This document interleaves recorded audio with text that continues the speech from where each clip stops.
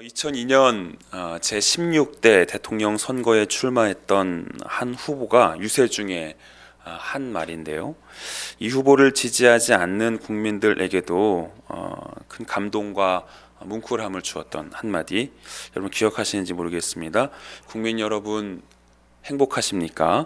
살림살이 좀 나아지셨습니까? 참 이게 사투리 그 억양을 제가 살려서 읽었어야 됐는데 그러질 못해가지고요. 권영길 전 대통령 후보의 말이었습니다. 지금으로부터 약 17년 전에 있었던 말이지만 지금 들어도 충분히 설득력이 있고 공감이 되는, 어쩌면 2019년을 사는 우리의 마음과 생각을 여전히 대변하는 말일 수 있겠다 싶습니다. 그렇습니다. 인간의 삶은 과거에도 지금도 그리고 앞으로도 분명히 어려움의 연속일 것입니다. 늘 우리는 마음과 생각으로는 행복을 추구하지만 조금이라도 살림살이가 좀 나아지기를 원하지만 우리의 현실은 그 반대의 경험을 하게 되는 경우가 더 많은 것이 어쩌면 참 안타까운 우리의 인생사일 것입니다. 지난 9월 이 통계청에서는 2018년 사망 원인 통계를 발표했습니다.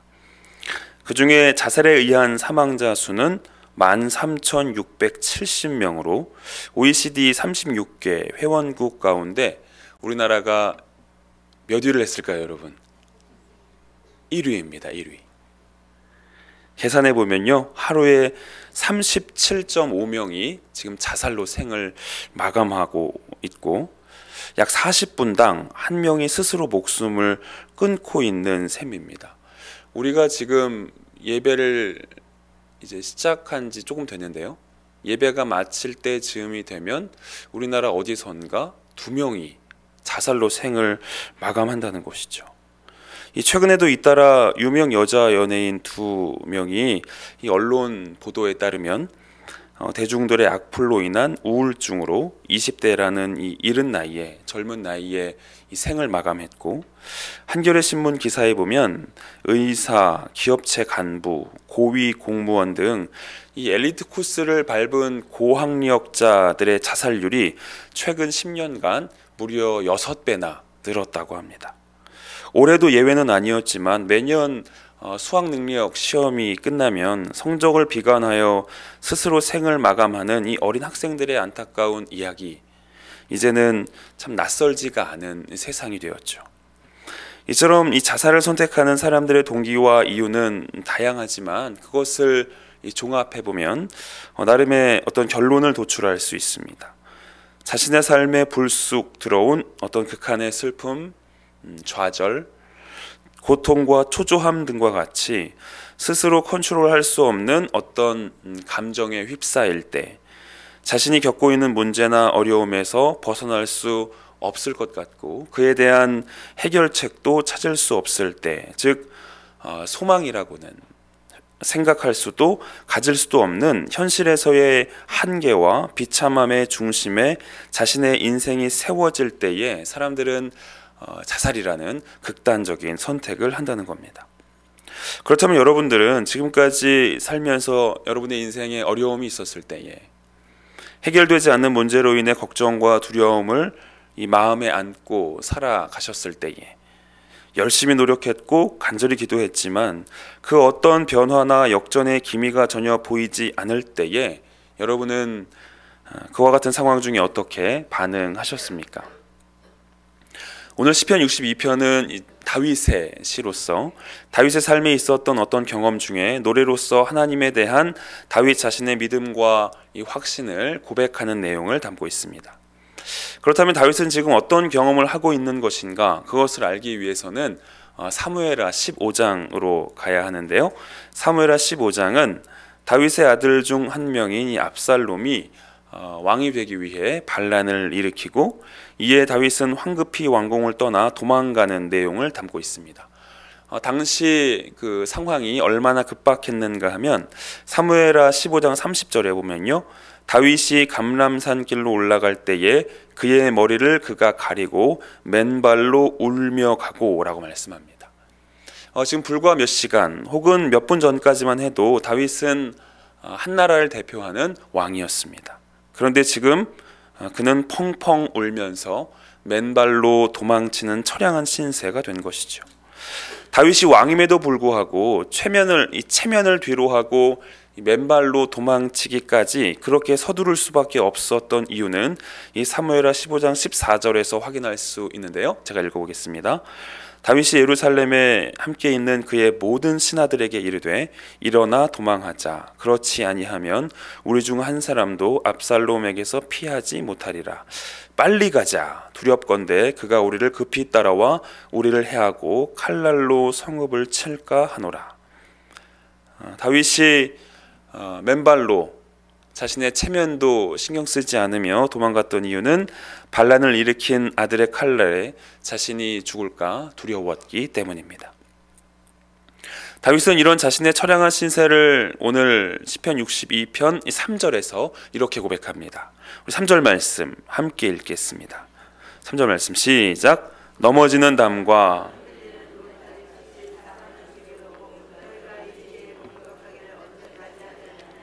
아멘.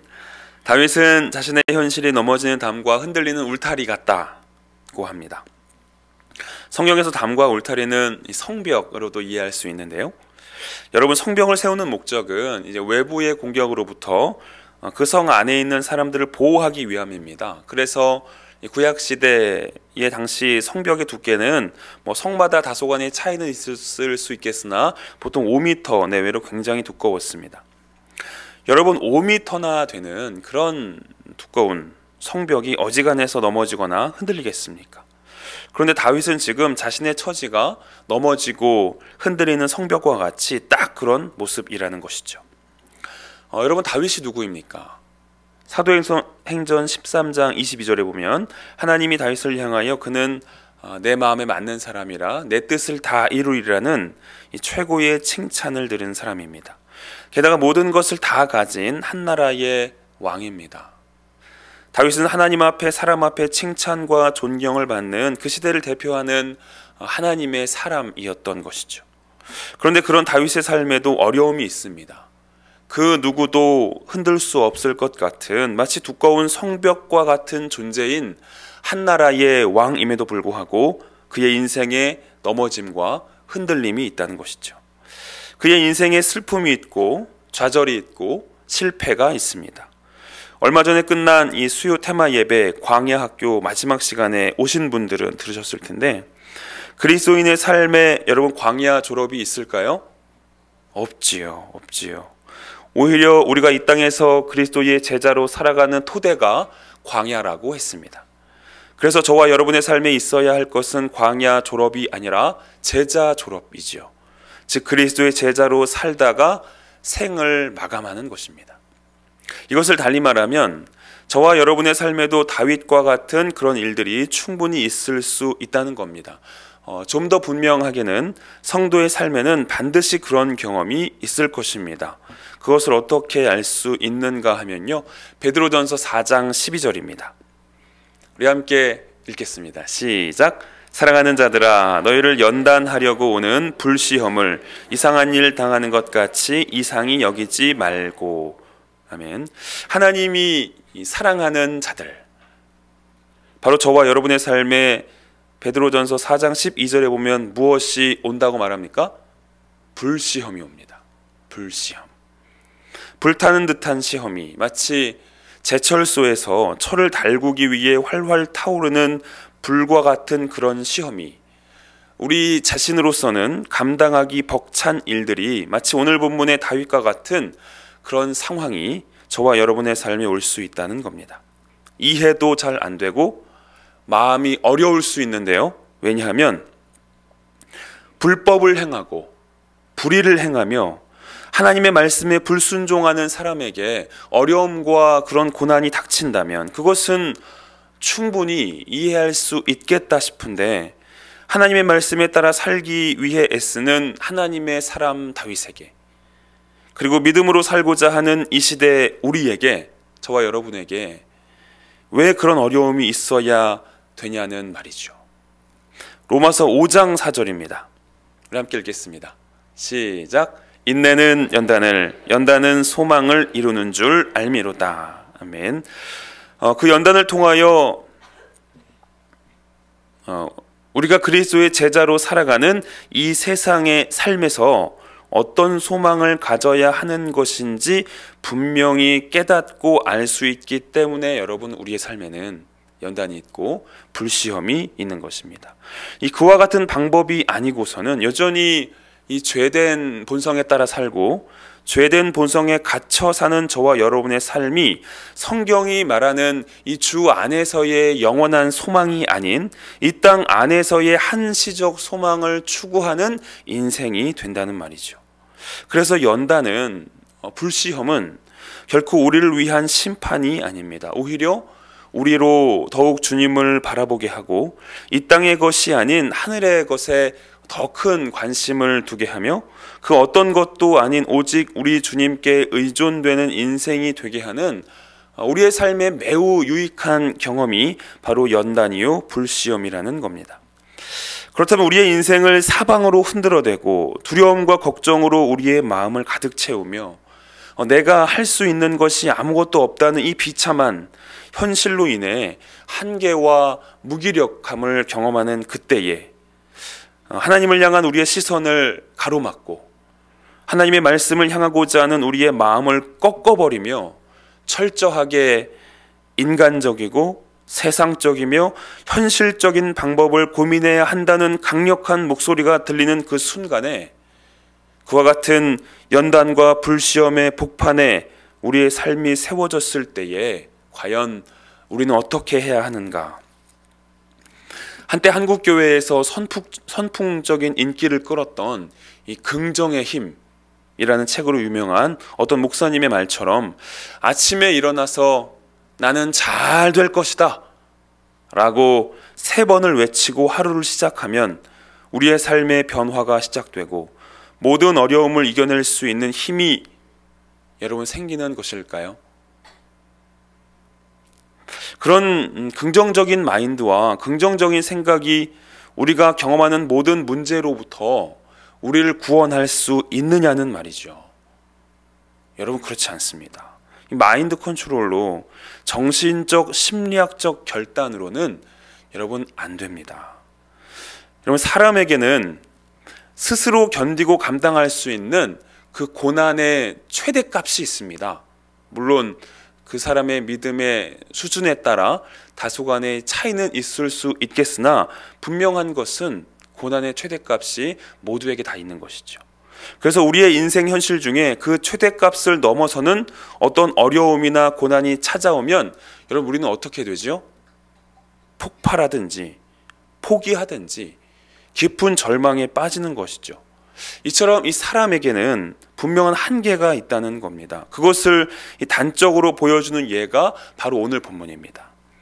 다윗은 여러분, 마음 먹은 대로 다 할 수 있는 한 나라의 왕임에도 불구하고 쫓겨나고 도망가고 숨고 심지어 자신의 처지로 인하여 눈물을 흘립니다.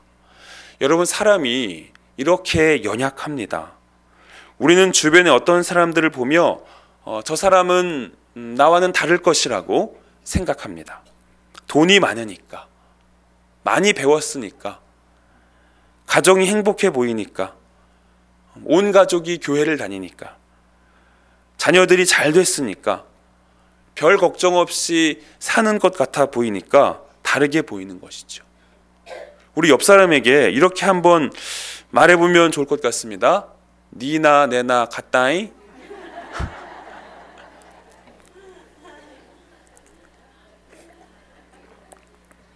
여러분, 우리의 눈에는 그 사람이 달라 보일 수 있습니다. 달라 보일 수 있죠. 하지만 여러분, 그도 역시 연약하고 부족한 한계 투성이의 인간에 불과합니다. 여전히 죄된 본성으로부터 자유할 수 없는 인간에게는 결코 소망이 없는 것이죠. 아무리 뛰어나고 대단해 보이는 사람도 그의 삶에 고민과 답답함과 기도 제목이 있습니다. 그것이 우리의 인생이죠. 이 사실을 알았던 다윗은 아들의 반란으로 인하여 도망자의 신세가 되었을 때에 아무런 소망도 아무런 희망도 없고 오히려 슬픔과 좌절과 낙심과 아픔만이 있을 때에 그는 어떻게 반응하는가? 우리 함께 오늘 본문 5절에서 7절 읽어보겠습니다. 5절에서 7절 시작. 나의 영혼아 잠잠히 하나님만 바라라.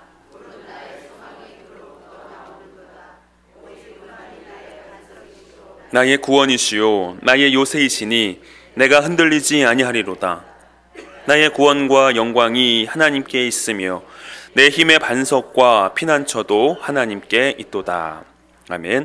특별히 6절에서 이 오직이라는 말은요, 히브리어 문법적으로 한정적 용법으로 쓰였는데요. 이게 무슨 말인가 하면 우리의 삶의 반석이시고 구원이시고 요새가 되는 대상을 지금 오직 하나님 한 분으로 제한하는 것입니다. 물론 우리의 삶에 여러분 참된 도움이 되는 것이 여러 가지가 있죠. 예를 들어 재물일 수 있고 우리의 어떤 배움의 양일 수 있고 지혜, 지식, 외모, 직업 등일 수 있습니다. 하지만 시인은 지금 마치 그런 여러 가지 중에 하나님도 포함이 된다라고 말하는 것이 아니라 하나님은 그런 것들과는 결이 다르다는 겁니다. 이 차원을 달리 한다는 것이죠. 오늘 본문의 저자인 다윗은 한나라의 왕입니다. 풍족한 재물뿐만 아니라 그의 주변에는 지금으로 말하면 서울대를 나온 신하들, 박사 학위를 가지고 있는 신하들, 외모가 훌륭하고 말도 잘하며 상황 판단력이 뛰어나서 다윗에게 이 큰 도움을 줄 수 있을 만한 인재들이 많았을 것입니다. 그런데 지금 다윗의 처지는요, 그런 대단한 신하들과 함께 도망치고 있습니다. 우리의 삶을 더 윤택하게 하고 더 풍성하게 하며 더 만족하게 할 것 같은 모든 조건을 갖춘 것처럼 보였지만 실상은 그것들에게 아무런 능력이 없었다는 것이죠. 여러분, 그것들에 우리의 인생이 달린 것이 아니라는 것입니다. 그래서 다윗은 지금 한정적 용법을 사용하여 실제로 자신의 인생에 많은 것들이 있었지만 그 가운데에 진정으로 나의 인생에 그 자신의 인생에 도움이 된 것을 하나로 한정하여 말하는 것입니다. 그것이 바로 우리 하나님이시라는 것이죠. 1절에 보면 하나님만, 2절에 오직 그만이, 5절에 하나님만, 6절에 오직 그만이. 그래서 오직 하나님만이 다윗 자신의 인생에 유일한, 여러분 다른 많은 것들이 도움이 되지만 그것들과는 결이 다르고 그것들과는 차원을 달리하는 진정한 그의 인생사에 도움을 준 것, 그분이 바로 하나님이시라는 것이죠. 여러분, 우리 눈에 보이는 것이 전부가 아닙니다. 지금은 덜 체감이 되고 덜 믿어질 수 있지만 분명한 것은 그럼에도 불구하고 오직 하나님만이 우리의 인생의 유일한 도움이시오 유일한 소망이라는 사실, 여러분 우리는 이 사실을 믿어야 할 것입니다. 그래서 우리는 오늘도 여러분 다른 것에 기웃거리지 않고 하나님 앞에 우리의 인생을 세우며 그 앞에서 하나님만 바라볼 수밖에 없는 것이죠. 깊은 좌절과 슬픔과 두려움 속에서도 나의 영혼아 잠잠히 하나님만 바라라. 물은 나의 소망이 그로부터 나오는도다 라고 고백한 다윗처럼 말입니다.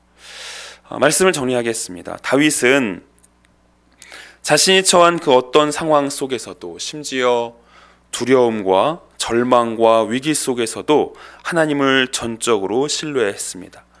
그는 자신의 인생 경험 중에 위기와 좌절이 있었지만 마치 3절의 고백처럼 자신의 인생의 넘어짐과 흔들림이 분명히 있었지만 그는 이 하나님을 향한 전적인 신뢰를 바탕으로 그 위기와 절망의 자리에서 오직 하나님이 나의 인생에 참된 도움이요 소망임을 고백했습니다. 그리고 이렇게 다짐합니다. 우리 함께 8절 읽겠습니다. 8절 시작. 백성들아 우리의 피난처시로다. 하나님만을 전적으로 의지하며 그 앞에서 우리의 모든 괴로움, 우리의 모든 걱정, 두려움, 우리의 인생, 우리의 문제를 다 쏟아내라는 것이죠. 기도하라는 겁니다. 유명한 말씀인데요. 마태복음 11장 28절 우리 함께 읽겠습니다. 시작. 수고하고 무거운 짐진 자들아 다 내게로 오라. 내가 너를 쉬게 하리라. 아멘. 여기서 쉬게 한다는 말이 영어 성경에 보면 이제 rest인데요. 오늘 본문 시편 62편 5절에 보면요. 이 한글 성경에서는 잘 드러나지 않지만 이 NIV 영어 성경에 보면, 영어를 참 못하는데 Find rest, O my soul, in God alone이라고 합니다. 나의 영혼아 오직 하나님 안에서 쉼을 찾아랍니다. 하나님 안에서 나와 우리 가정의 모든 문제의 답을 찾아라. 하나님 안에서 나를 힘들게 하고 나를 무기력하게 하는 모든 것으로부터의 해결책을 여러분 어떻게 하라고요? 찾아라. 몸도 마음도 지쳐서 하루하루 힘겹게 살고 있지만 여러분 하나님 안에서 진정한 영혼의 안식을 어떻게 하라고요? 찾아라. 무너진 하나님과의 관계, 세속화되어 버린 나의 인생과 믿음의 회복을 하나님 안에서 여러분 어떻게 해야 되죠? 찾아라. 여러분 이 모든 답을 어디서 찾을 수 있는가 하면 하나님 안에서만 가능하다는 것입니다. 여러분 우리는 하나님 안에서 우리의 인생의 해결책을 찾아가는 인생으로 부름을 받았습니다.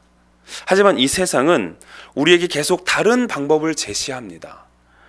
하나님으로는 안 된다 말하고, 믿음은 우리의 노력과 우리의 애씀을 회피하기 위한 술수에 불과하다고 말하며 우리로 하여금 더욱 사람을 의지하게 하고 물질을, 힘을, 권력을, 내 경험을, 나의 지식을 붙들게 합니다. 그럴 때 여러분 이 세상에서 좀 더 나은 삶을 살 수 있다고, 그렇게 할 때에 걱정 없이 근심 없이 살 수 있다고 우리에게 말하는 것이지요. 하지만 여러분 성경은 우리에게 단 한 번도 그런 방법을 말한 적도 제시한 적도 없습니다. 로마서 3장 23절인데요. 모든 사람이 죄를 범하였음에 하나님의 영광에 이르지 못하더니 라고 말씀합니다. 오히려 성경은 인간에게는 소망이 없다고 분명히 가르칩니다. 죄로 인하여 하나님의 영광을 가릴 뿐만 아니라 인간은 심지어 이 세상은 하나님 없이 살 수 있다 말하는 존재들이기 때문입니다. 그와 같은 세상의 중심에 선 우리의 인생에 여러분 한 줄기 소망의 빛이 있다면 그것은 무엇인가 하면요, 우리에게 참된 쉼과 평안과 안식과 회복을 주실 수 있는 우리 하나님, 우리의 모든 근심과 걱정을 아시고 때를 따라 돕는 은혜를 우리의 삶에 친히 베풀어 주실 뿐만 아니라 불꽃 같은 눈동자로 우리의 삶을 지키시고 친히 인도해 가시는 우리 하나님, 여러분 그분만이 우리의 인생의 한 줄기 소망의 빛입니다. 여러분 하나님이 우리의 유일한 소망이라는 이 얄팍한 우리의 고백에 여러분 안주하시면 안 됩니다. 주님 없이는 살 수 없다는 찬양을 열심히 부르고 그와 같은 말로 우리의 삶을 여러분 채워가는 것으로 나는 지금 바른 신앙생활을 하고 있다고 여러분 안도하시면 안 됩니다. 오히려 우리는 진지하게 여러분 스스로에게 자문해 봐야 하고 다시 한번 결단해야 하는 것이죠. 나는 주님이 있어야만 살 수 있는 인생이다. 여러분 이 말이 지금 여러분의 삶에, 우리의 삶에서 구현되고 있습니까? 나는 주님 안에서만 진정한 쉼과 평안을 얻을 수 있는 인생이다. 여러분 이 말이 단순히 나의 마음속에, 생각 속에, 나의 고백 속에만 담겨있는 그냥 한 문장에 불과하지는 않습니까?